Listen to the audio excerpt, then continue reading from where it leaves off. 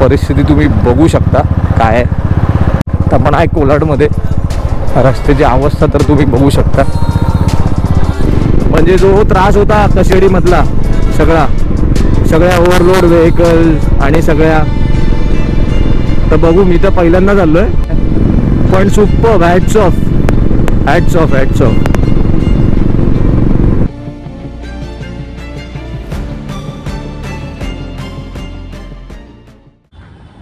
नमस्कार. आज शुभ प्रभात म्हणणार नाही, आज शुभ संध्याकाळ म्हणेन. कारण का अचानक भयानक झालेला प्लॅन आहे आमचा. अचानक भयानक नाही, ऑलरेडी आमचा प्लॅन झालेला होता. पण जे सकाळी 3 वाजता निघणार होतो ते आम्ही संध्याकाळी 6 वाजता निघतो आहे.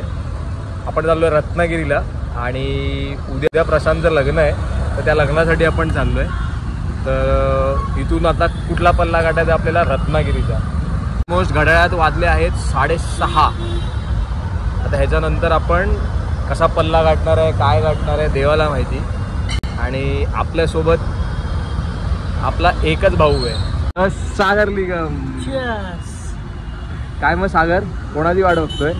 आपला उशिरा होणारा, दरवेळेला उशीर करणारा एकच व्यक्ती असतो, तो येईलच. आता सकाळी 3 वाजता निघायचं ठरलं होतं, त्याला बोललो तू पहिला उठ मग आम्हाला फोन कर.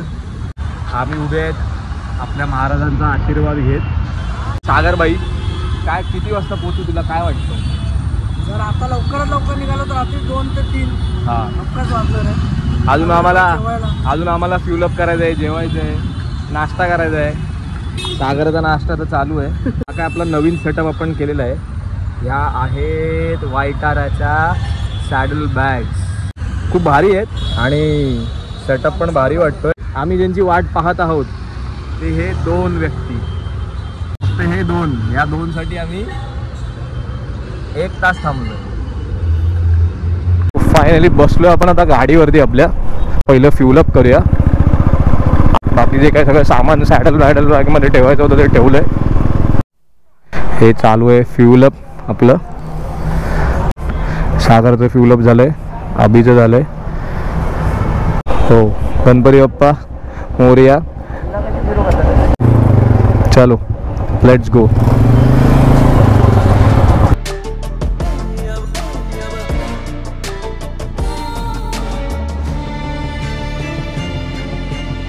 आलोय आपल्या अश्वमेधवरती. चाललोय आपण आपल्या प्रशांत भाईच्या लग्नाला. मस्त भारी संध्याकाळ झाली आणि भारी लेट पण झालं. आपल्याला ट्रॅफिक तर भेटणार आहे पण ठीक आहे, आरामात जाऊ. जेवढं डिस्टन्स कव्हर करता येईल फटाफट तेवढं करू. कारण का आम्ही सगळे एक्सपिरियन्स आहोत. सागर पण एक्सपिरियन्स्ड आहे, अभि पण एक्सपिरियन्स्ड आहे. आम्हाला सवय आहे या सगळ्या राईड्सची.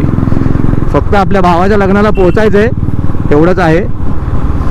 आणि या सागरच्या मॅडॉकच्या लाईट्स, या लाईट लावल्यावर काय भारी मजाच आहे. कारण तुम्हाला हॉर्न वाजवायची इच्छाच होत नाही. हे बघा, या लाईट्स अशा मस्त काम करतात. हा सोडला आपण वाशी टोल नाका. बघितलं, हे आहेत आपले प्रशांत चिंचगरकर साहेबांनी पाय मोडून घेतलेला आहे आणि टांग दिलेली आहे. आज या दोघांची आहे ॲनिव्हर्सरी. भाई happy anniversary. Thank you so much. वहिनी हॅपी ॲनिव्हर्सरी. आपल्या भाईची ॲनिव्हर्सरी आहे आणि वहिनीची. आम्ही त्यांच्यासाठी छोटा सरप्राईज आणलंय. त्याला आम्हाला वेळ नाही भेटला. सागर, हा एवढा छान केक कुठून आणलास तू? पहिला शॉटमध्ये दिसला.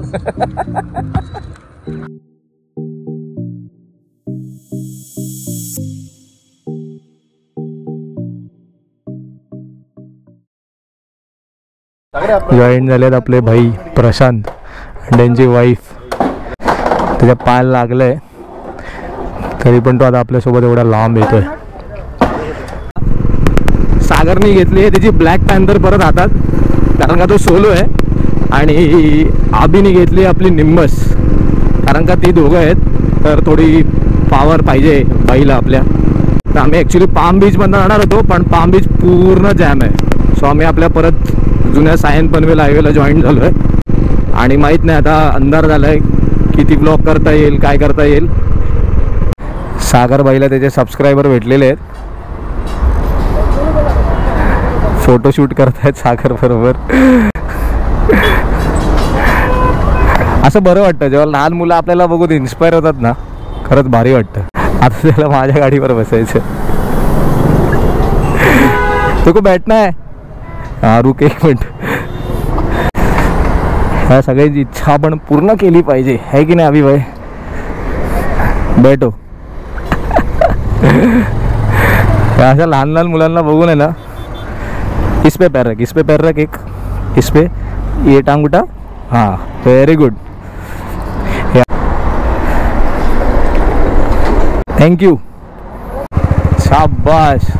आम्ही फक्त सॅडल बॅग घेऊन जायला घाबरतो. हा बघा काय घेऊन चाललाय, केवढा मोठा आहे. हे आपण पोचलोय आपला पंचमुखी हनुमान पनवेलचा. आणि आज आहे शनिवार, तर आपण बजरंगबलीचे दर्शन घेऊया. देवा आमचा हा प्रवास सुखरूप होऊन दे, काही विघ्न नको येऊन दे. हा लागला आपला शेल्डूनचा टोल. आणि ट्रॅफिक नाही, हा एक ट्रक बंद पडलाय म्हणून ट्रॅफिक आहे बस, बाकी काय नाही. पण तो चुकीच्या ठिकाणी बंद पडलेला आहे.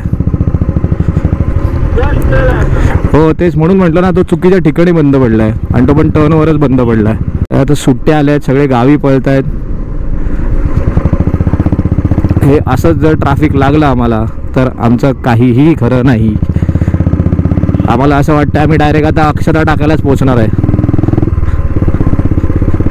पण आता आम्ही जुना मुंबई गोवाला न जाता आम्ही जुना मुंबई पुण्याला आलो आहे. आणि जुन्या मुंबई पुण्यावरनं कसं इझी होईल, पाली खोपोली पकडू आणि वाखनला बाहेर पडू, कारण का वडकळपासून नागोठण्यापासून पूर्ण रस्ता खराब आहे.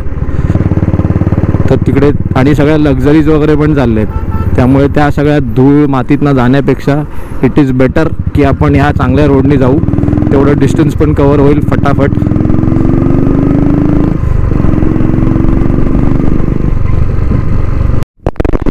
भाई हा आहे आपला कम्फर्ट झोन. मस्त मोकळा रस्ता आणि मस्त थंड गार वातावरण.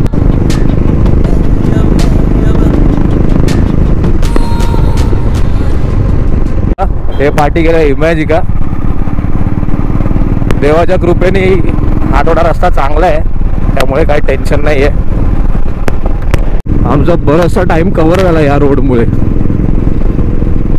आता थोडं पुढे आपला प्रणव प्रशांतचा भाऊ तो थांबलाय इंदापूरला.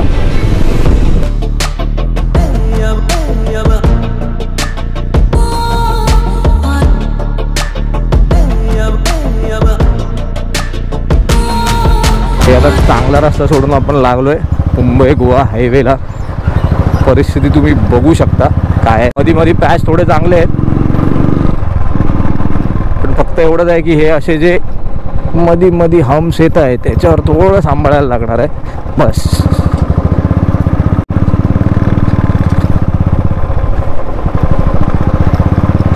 आणि हे थोडे असे डायव्हर्जन्स आहेत, आणि डायव्हर्जन अशा ठिकाणी लावले आहेत बोर्ड. नशीब इथे तरी लावलं आहे, काय ठिकाणी बोर्ड्स पण नाही लावले आहेत डायव्हर्जनचे.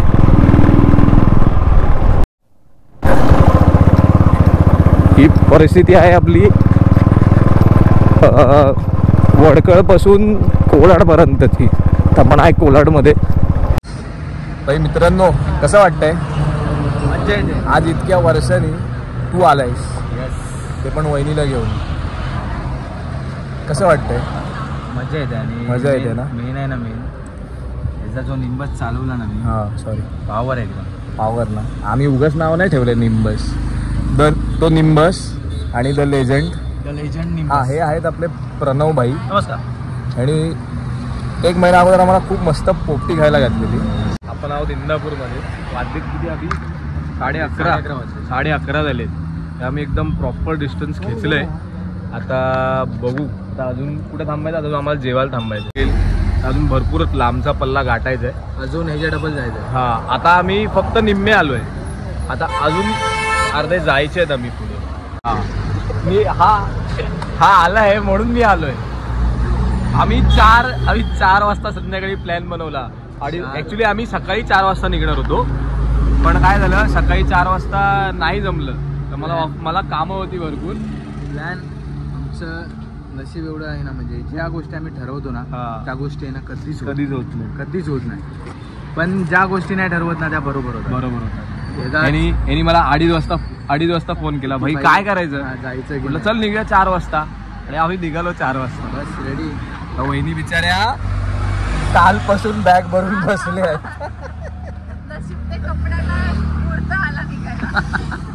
नाही मुहूर्त तुम्हा दोघांना आला. आज तुम्ही किती वर्षांनी निघालात बाहेर? असे 2 वर्षांनी ना. लास्ट माझी कोकण राईड त्यानंतर आज. पण हे सगळी फॅमिली असेल ना की जरा भारी वाटतं, मजा येते आहे की नाही. काही 4 वाजता निघालो असतो ना, आणि जी आता आपण मजा घेतली ना ती मजा सकाळी नसती घेऊ शकली. मेन तर आहे ना, ठरवलेल्या गोष्टी होत नाही, पण अनएक्सपेक्टेड गोष्टी ज्या होतात त्या चांगल्या असतात. अनएक्सपेक्टेडली प्रशांत रेडी झाला, प्रशांतची वाईफ रेडी झाली, येस, आहे की नाही.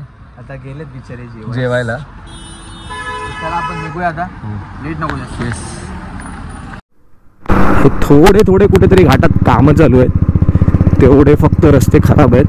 आणि त्यासाठी ना इम्पॉर्टंट आहेत या नाईट राईडसाठी या लाईट्स. आणि या लाईट्स खूप इम्पॉर्टंट आहेत. सागरबाईंनी पण आता मॅडॉकच्या लावून घेतल्या आहेत. त्यांनी बी तर अल्फा आणि स्कॉट दोन्ही लावून घेतले आहेत. आणि मेन काय ना की तुम्ही नाईट राईड करा किंवा नका करू, पण त्या लाईट्स हव्यात. तुमचं विजन क्लिअर राहतं, तुम्हाला रस्ता व्यवस्थित दिसतो, राईड सोपी होते, खूप फरक पडतो. आता ना हा एक डायव्हर्जन लागला आपल्याला. आता हा पुढे समोर गेला राईट साईडला तो कशेडी घाट आहे, आणि खाली ना नवीन कशेडीचा भोगदा झाला आहे. लास्ट टाइम गेलो तर मला जायला नाही भेटलं, पण आपण जाऊन बघूया का नेमका हा बोगदा बनवला आहे कसा. हा बोगदा झाल्यानंतर मला वाटतं हा जो कशेडीची मजा आहे ना ती सगळी निघून जाणार. मेन हाल होतात ते गणपतीत. खड्डा आहे. आरामात. आता हा दिसलाय आपला कशेडीचा भोगदा.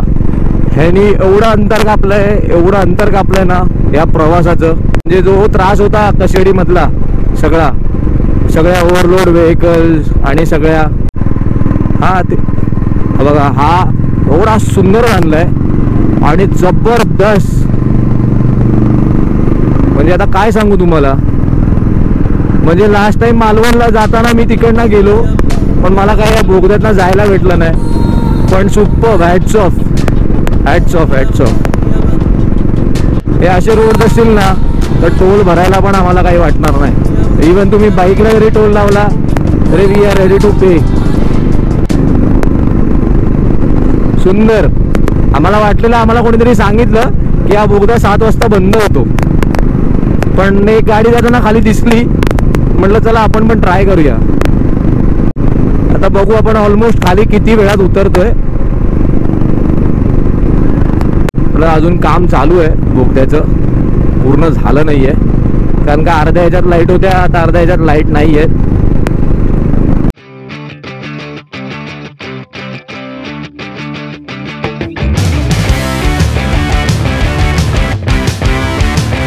संपला आपला बोगदा, पण बाहेर पडलोय टनल मधून. ऑलमोस्ट मला वाटतं 5-7 मिनिटात आलोय त्या बोगद्यात ना बाहेर. 5 मिनिटं तरी मोठा होता तो.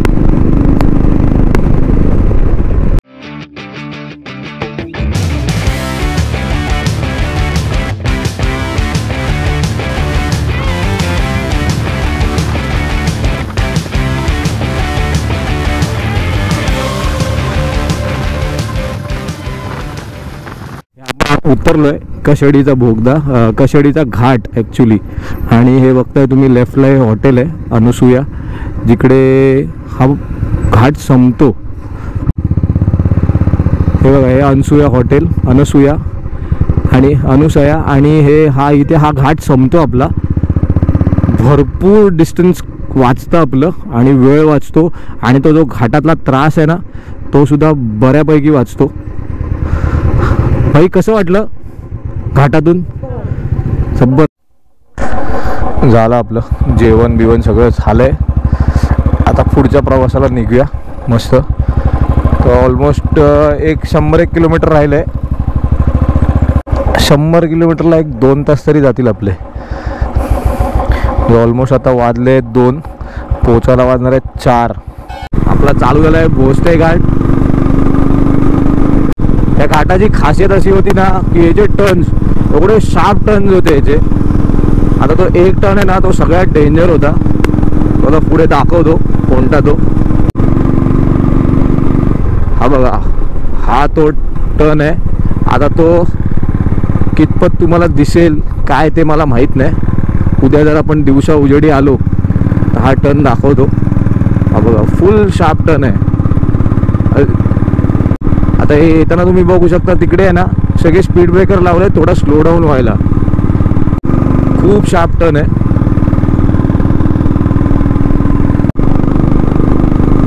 पण आम्ही रात्रीची आता राईड करतोय त्यामुळे आम्हाला उन्हाची झळ तर अजिबात लागत नाहीये.